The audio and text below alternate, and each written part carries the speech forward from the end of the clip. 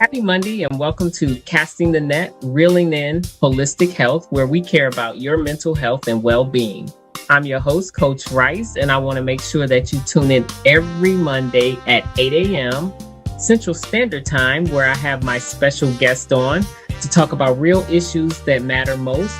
I want you to check us out on YouTube, Facebook Live, on Business Facebook page, also on the Be Awesome Network. Stay tuned. I think you're going to really like this next guest. Happy Monday and welcome to Casting the Net, where we care about your mental health and well-being. I am your host, Coach Rice, and with me today I have Linda Feig Knipe, and she is a retired counselor, educator, and active volunteer. So Linda, tell us, where are you from and how did you embark upon your journey in counseling? Oh, wow. So I was one of those um, enthusiastic people. I had a lot of students like that who were just so excited about doing so many things in life. And so even when I went to college, I was good in art and theater, and I started out in programs for that and happened upon psychology. And it was like, man, that was my thing. And I love psychology, but as a lot of young people find, when you get out with just a bachelor's degree in psychology, you don't quite know what you're supposed to do. So I was social worker, and then I moved around to some other jobs um, where I got a lot of experience. I worked for a magazine for a while, but ended up as a Red Cross director, part time in a small chapter. And from there, I started working in the schools on a grant because I saw that a lot of the people I was seeing at the Red Cross office were just people who had made unfortunate decisions in their lives about what they were going to do. And so I started back into the schools working on that, working on people on the career choices that students were making and finding what their interests and passions were. So that's how I started back into the schools. And that didn't come until I was close to 40. And I've Okay. always been involved with Red Cross. I was an instructor and a water instructor, and I have that's really where my heart was. And so I was very excited to be selected as the next executive director for that. And I loved that job, but it was part-time in the small chapter I was in. And I also found that there were people who were in need, and I felt like going back into the schools would Okay. address a lot of those issues. And so you have you also an author and you have a book out. Tell Yeah. us about your book. Um, I didn't write that until I was retired. Okay. And actually, my husband and I were both retired for a while, and my husband passed away. He got cancer and passed on. And I had always wanted to write, and I had the time, and it was good for me to dive into something. And there were I had had some experiences that I felt like I needed to pass on my learning. And so that I took a writing workshop and hammered out the basics of this book. And that's really, I think, that being alone and really being able to dive into a topic like I was able to do at that time, it was good for me, and it was a good time to do that.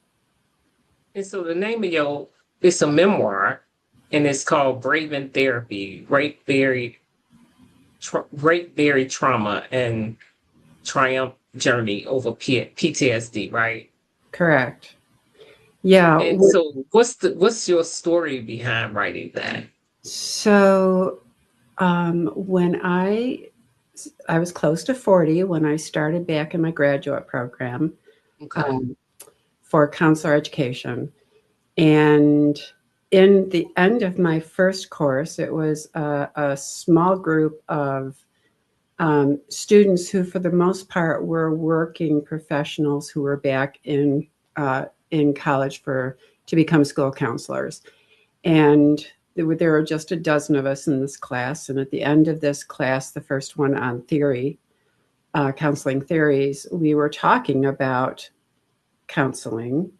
And I asked a question about, based on my experience, about if there was a time when uh, being in therapy would feel worse. And the uh, professor got kind of quiet and he said, well, in the situation where someone has a rape or sexual assault in their background that they haven't dealt with and it's gone on, he said, therapy is going to feel worse before it gets better. Hmm. And that was the situation. That had been a situation in my life. I had been the victim of a rape when I was in my early 20s and had tried therapy, which was what precipitated the question.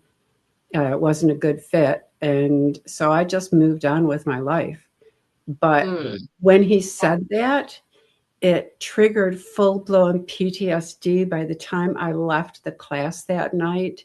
I got in Wow. my car and I started having re-experiencing symptoms right away. And it got to the point where I felt like I was crazy. And after a couple of weeks, I contacted him. The class was over and went back and talked to him about what was going on. And he, it was a first class. We had never talked about PTSD or anything. And he explained what was happening to me and explained that in that situation, when you're triggered and re-experiencing, that you can't just shut it off like you're trying to do, and you really need to deal with it in therapy. So, Absolutely. so that's how I ended up in therapy. Okay. Okay. And you know what, when you think about it, do you believe that you buried a lot of those emotions and memories before you, when you had the moment where you went into PTSD? It after the rape, you mean? No, Or after the class, you went into full blown PTSD. Do you think it had a lot to do with you burying your emotions and memories and oh, not getting the help absolutely. and Yeah, not getting the help you need? absolutely. Yeah. Yeah, the memories, the PTSD memories are incorrectly stored. Like they're not properly filed. Uh, like if you think of a filing cabinet where you you put all of the papers for a particular subject into the file and then you put it Right. in the category of the filing cabinet where it belongs.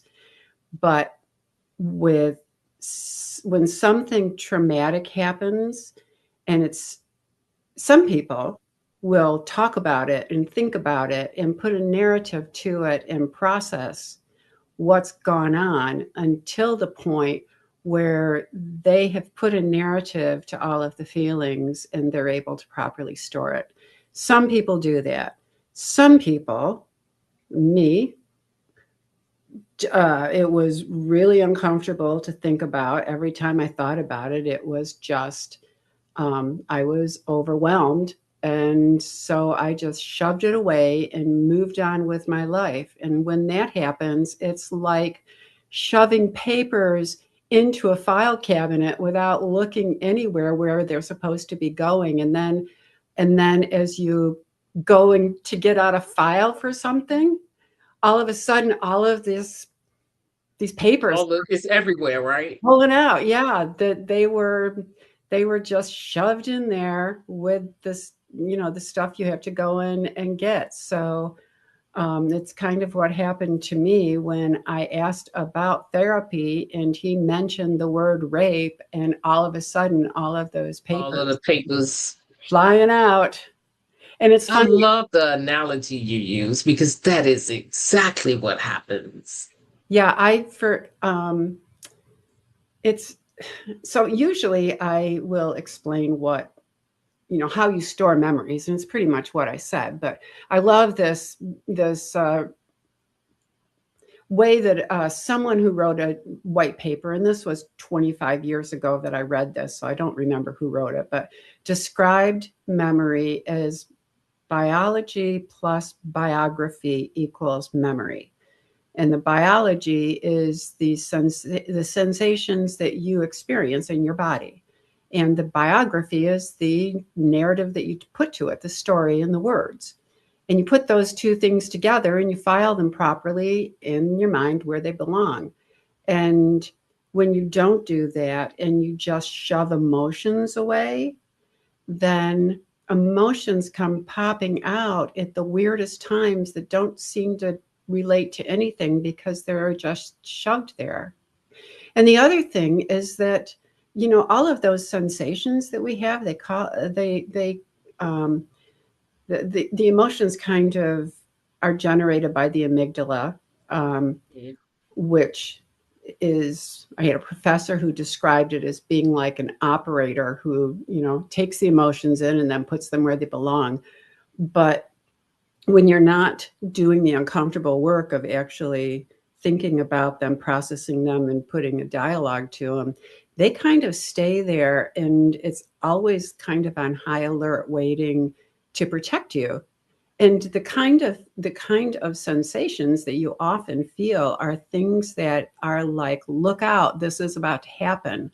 It's designed to protect you, but it's like It's sensations are like going danger, danger. right, and sensations are going off all over the place, which is why people that struggle with PTSD um, just feel crazy a lot of times and can be very irritable. It's really difficult to Right. struggle along that way. So Yeah, because that's a lot to hold on to, right? yeah, During that time, did you experience any suicide ideation? uh, as I as I got into therapy, I went into therapy, and I was very um, very reluctant to talk for a lot of reasons, and it's a lot what I talk about in my book. A lot of people just keep their feelings to themselves and power through because they're strong and smart, and they figure that they can handle things themselves. And I was very reluctant to let go of that control and talk to my therapist. And I felt like if I started talking, that then people would know what I was thinking about, and I didn't want people to know what I was thinking about because it generates this kind of beating yourself up. How can you think that? How can you be so stupid? And you don't want other people to look at you that way, so you just shut up.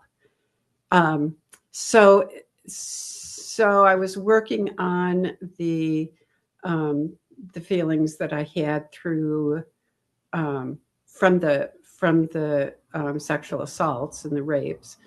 And there was one earlier when I was in college with date rape. I didn't identify it as a rape at all until I was well into therapy, that I Okay. realized there were several. And I went into therapy going, I'm never going to talk about that because I was so stupid to put myself in a position where I got taken advantage of, and I was really embarrassed about that. I was humiliated, and I was one of the reasons I didn't want to talk, because I didn't want anything to come out that might embarrass me. So there was a lot that I was hanging on to, and it took a really long time um, for things to come out, bits and pieces. And I talk about the structure of therapy and how you heal in therapy, really through a lot of dialogue between my therapist and me. and going back and forth. Things come out, they don't come out in order, and sometimes you have to go back to things before you really can process them and put them away. But in all of that, I really started struggling as things came out, about how terrified I really was. It was a stranger rape. Somebody broke into my house, um, and I didn't realize until I talked about it in therapy that I was afraid for my life, and I thought that I could be murdered in the next few. And I didn't know that. And after I revealed that in therapy, it was a shock to me and it was a shock to him. But then after I went home, I was like, oh my gosh, I talked about something important and I felt better. And then depression hit, and I struggled with depression for a long time. And so I did have suicidal ideation at that time. And I was going to therapy quite a bit at that point. I was also working full time in a graduate program, and I had 3 little boys at home. Oh, wow. And a That's marriage an overload. that was kind of on the rocks. So Oh, goodness. Oh, you had a lot going on. I had a lot of stressors. And when I would go to the Barnes and Noble bookstore, and I finally bought a workbook on anxiety and stress, and they had like a chart of all of the things and like a number amount, and I was adding them all up, and I was like, oh my gosh, no wonder I have anxiety and depression, and my stressors are just multiplied through the roof. Right. And I worked as a school counselor with students who struggled with PTSD, and having all of those stressors is not unusual for people in that situation. I think it's Right. the reasons why they get so triggered, um, and why it is so impossible to deal with it, because there's just way too much going on. So you had 2 separate incidents where you were raped. Yeah. And so, um, and while you were in therapy dealing with depression and anxiety and all of these things at once. Yeah. How did therapy help you? Um, Or did it help you at the time? oh, absolutely. I think, for starters, it is really important to have a therapist that you feel confident in, that you can trust.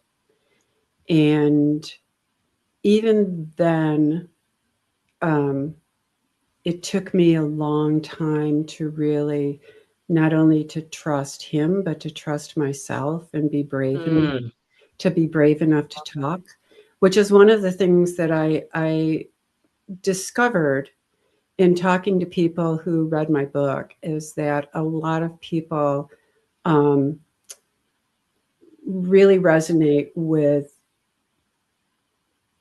my my talking about what it's like to keep secrets from people, because you're just beating yourself up about them, not because you're trying to keep secrets, but just because you're right. embarrassed about things, and so you won't talk about The them. shame. You just have shame about things. And a lot of times it can be business stuff, it can be family stuff, and you're just too ashamed to talk about them. And that stuff is toxic. And what I learned in therapy was that when I started talking, I would feel like I was having little, I this is how it felt. And I gave the book to my therapist before I published it, and he said, "Oh, I don't like that um, analogy," but it felt like I had little ice pick holes punched into the armor of my body, so that fresh air was coming in. I would literally feel like fresh air was coming through little holes in the armor. Oh, wow. but that's what it felt like, is that holes were being punched in. Mm-hmm. I did rewrite that, but that's what it felt like. And I would feel fresh air. It was the weirdest feeling. And it felt like, I describe it as, imagine what it would, what it's like for prisoners, inmates who are in solitary confinement. And if somebody were able to poke holes to the outside and they could get fresh air in their cells. Oh my God, how That's what, refreshing that could be. Yes. that's what it was like. Mm. To actually start talking in therapy. But it took a long time. My therapist was very clear with me that he was not going to direct the therapy, I because when you are assaulted, anytime you have a trauma situation Mhm. that results in PTSD, you are feeling totally out of control. I mean, you are out of control. But Right. then after that, it is just super important that you want to hang on to control. And a therapist who tries to take control or direct your session, like because I wasn't talking, he certainly could have stepped in and said, well, let's talk about this. And he just would not do that. And I had to learn to open up about whatever was on my mind, and that it was always okay. And it took a Yes. long time of saying things and finding out that it was okay, and that honestly I felt better, and he was very nurturing when I would talk about things, and so it felt really better to start talking. So the and you were asking about the healing journey, Hmm. and there were so many parts to it. Like, I had really cut myself off from my emotions, and so I journaled all the time. Couldn't sleep at night, and I would wake up. I couldn't go to sleep, and so I would write, and then I would wake up at 4 o'clock in the morning, and I would just be ruminating. And so a lot of times I would get up and I'd write. When I started finally identifying emotions, or when I was writing, I would have to look up words about emotions in the dictionary to define them, to figure out what I was feeling and to be able to describe it. And so I had this long, long vocabulary list in my journal of emotion feeling. Mm. So that was like the journaling part of it was an entire chapter in the therapy portion of the book, which is the main Okay. portion of the book, because the journaling was where I could really start being honest about my emotions, even when I couldn't talk, when I couldn't reveal that to even my therapist. I was talking about it in the journal. And Okay. when I was finally able to take some of what I was writing in the journal, because I would go into sessions and I would sit there and not be able to talk. So it was just quiet, and that was excruciating. And so when I was on the ball enough to make Hmm. notes ahead of time before I went into therapy, it would get us started on talking about things, and then it would always go into areas where we really needed to talk. Okay. But there are a lot of tricks to how you can be more effective in therapy by doing those kind of things. Oh, absolutely. Yeah. And so, with this amazing book, what would you like the audience to learn from this book, or the readers? What is the main thing you would like for them to get out of this book? Um, a few things. One of them is that keeping your thoughts in your head, even if you're like terribly embarrassed by them and you've been beating yourself up, um, that they're toxic. Not Mhm. not saying it to somebody is toxic to you. And the problem is that when you tell people what you're thinking, they will oftentimes, and you know, you need to pick your people well, I but think so too. Yes, absolutely. oftentimes they will tell you situations that they've been in that were just like what you're talking about or worse. And the other thing is that you'll get other perspectives. And when you just let things, when you just ruminate on things that are upsetting you, or you're angry at yourself about, the only perspective you're getting is your own. And when I would finally tell my therapist things that I was really embarrassed about, he would always have a perspective that I had never considered that totally changed the way I looked at it.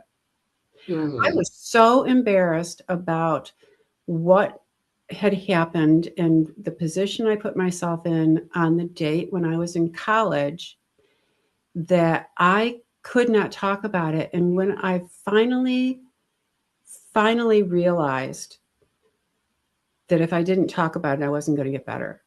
So right. I wrote it out. I wrote it in the third person and I started to read it to him that way because I couldn't say it.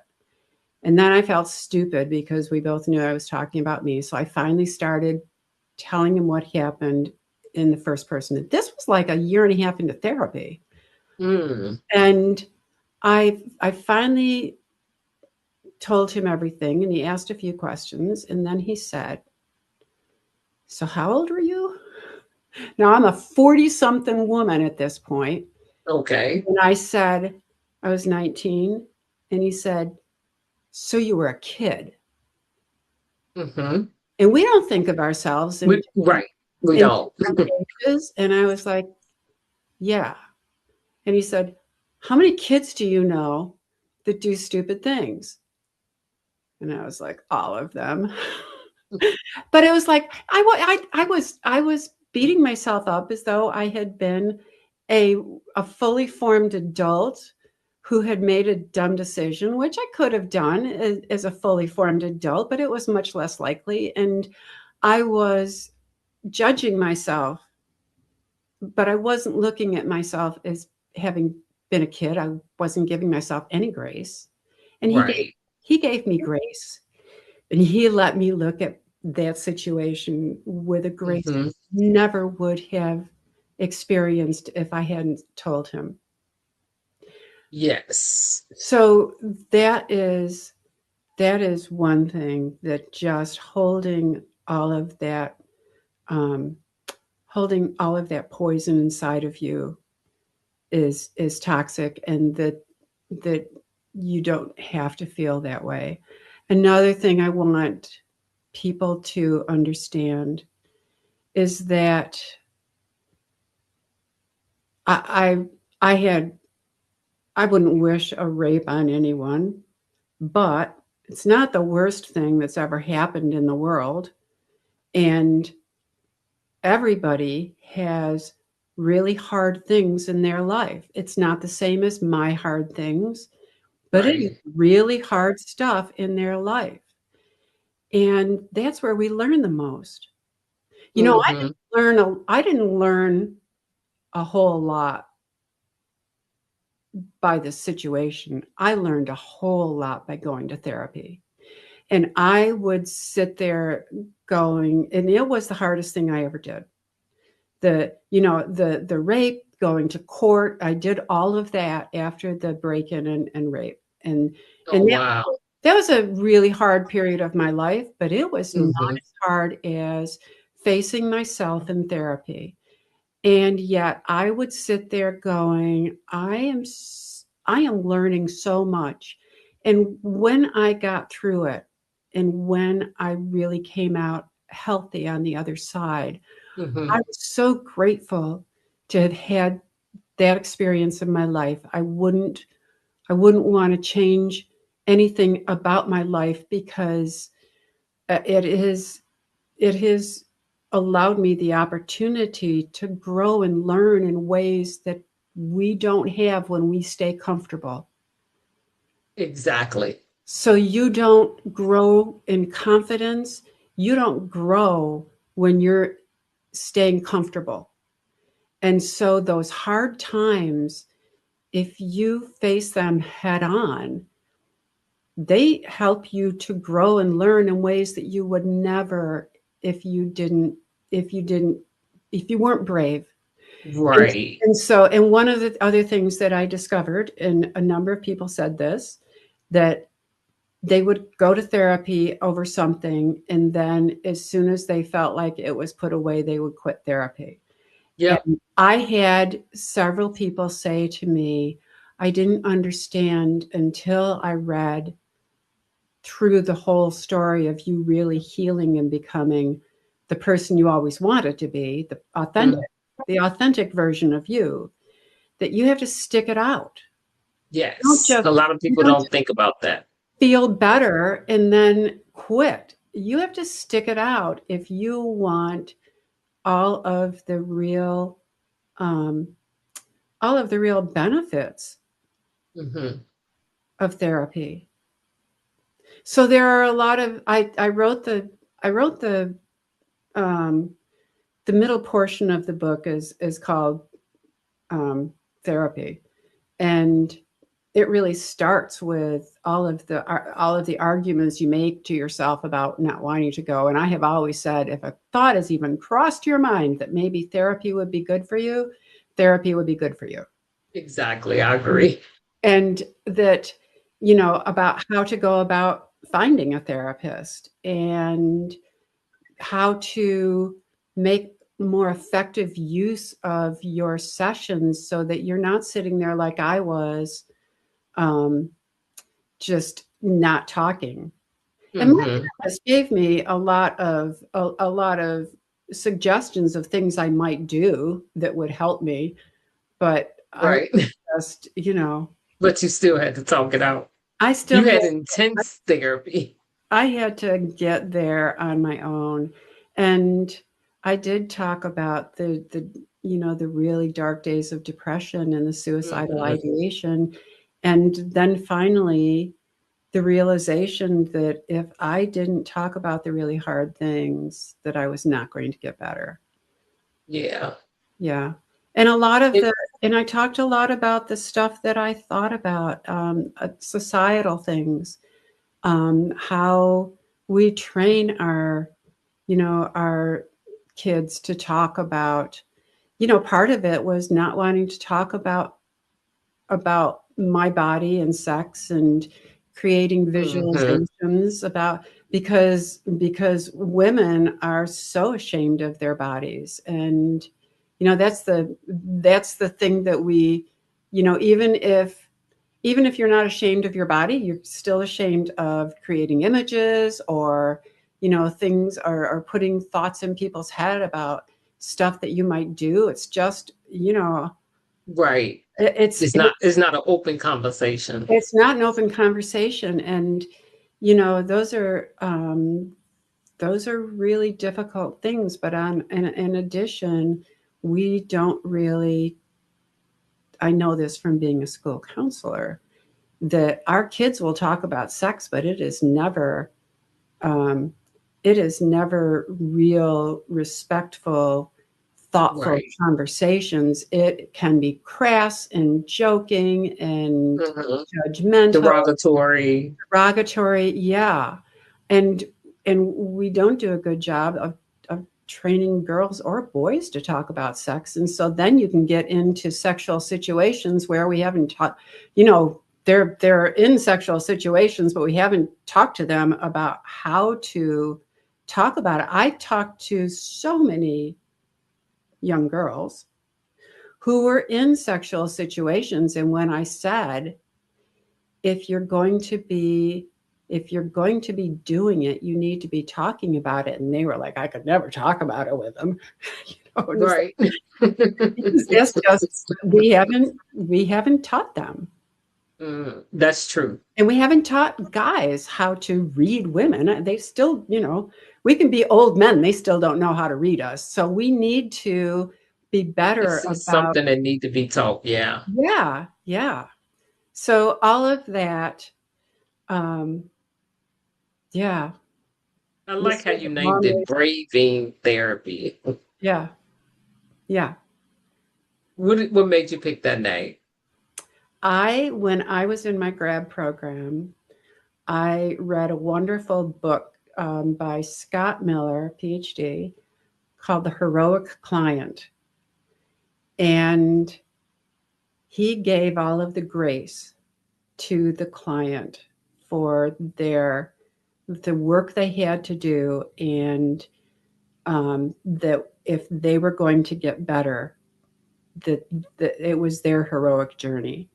And Hmm. we are all on heroic journeys. Yes. And so that's where the title came from. It was just like, how can I say that in a different way? Um, and I mean, that is, and people have said that's the perfect title, It's Braving the Therapy. perfect title, yeah. Yeah, yeah. And Especially then going through intense therapy. yeah, I quoted, well, and I wanted to say you've got to be brave to do it, and you've got to be brave to stick it out. Yes. It is a heroic journey. And it was funny because one of the things that made a big difference to me, I was very uncomfortable when I decided I had to write about this date rape. It was a very unflattering position that I had put myself Mm. in. And I thought, okay, I've I'm far enough down the road that I don't care if other people read it, but I'm a Rotarian. All of these professional business people, and they heard I was writing a book, and it was like, great, as soon as you're done with the book, we're going to have you come in and talk about it to all your fellow Rotarians. And just the thought of that is like, I know, right? I can talk to people I don't know about it, but talking to people I know in my own neighborhood. And so I was listening to Brene Brown. She had a Netflix special. I think it was called The Call to Courage. Hmm. And she talked about the fact that she was working with some Silicon Valley executives, and she said, I could not get them to understand that what I was saying to them is, if you are going to do big things, you will fail. You will. It's a given. You can't be Hmm. successful all the time. And she Right. said they were always saying, if, well, we might fail. And it's like, no, you will fail. And that was a statement that she made, that it was like, oh, I'm just, I could fail, and that's okay, because It takes the pressure off. I want to do this thing. I want to live Hmm. in the arena and do the big thing. And if you tell me if I'm going to live like that, I'm going to fail, okay, let's bring it on.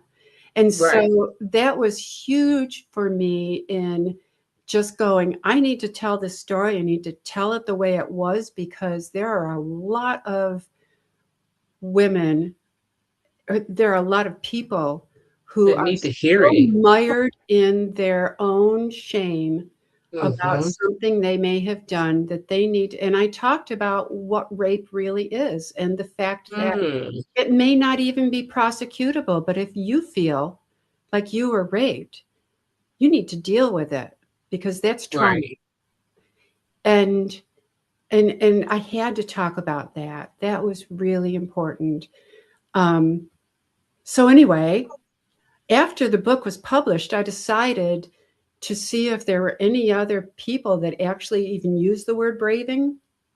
Brene Hmm. Brown, Braving the Wilderness.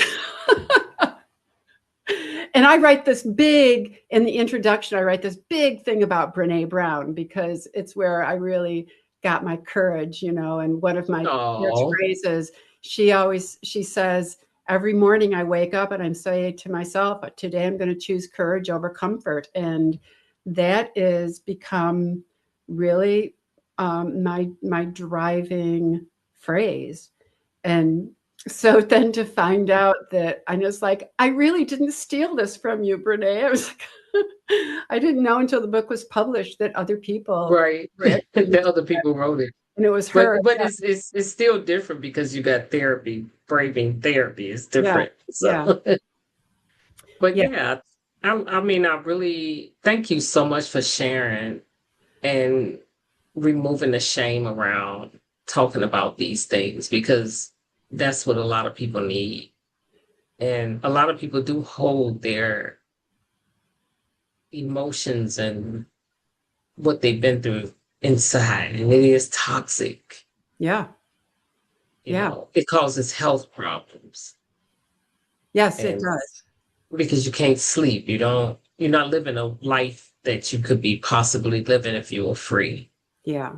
Yeah. And it's been over 20 years since just about 20 years since I really was done with therapy. And I still see my therapist maybe once or twice a year just to Mm-hmm. check in and things.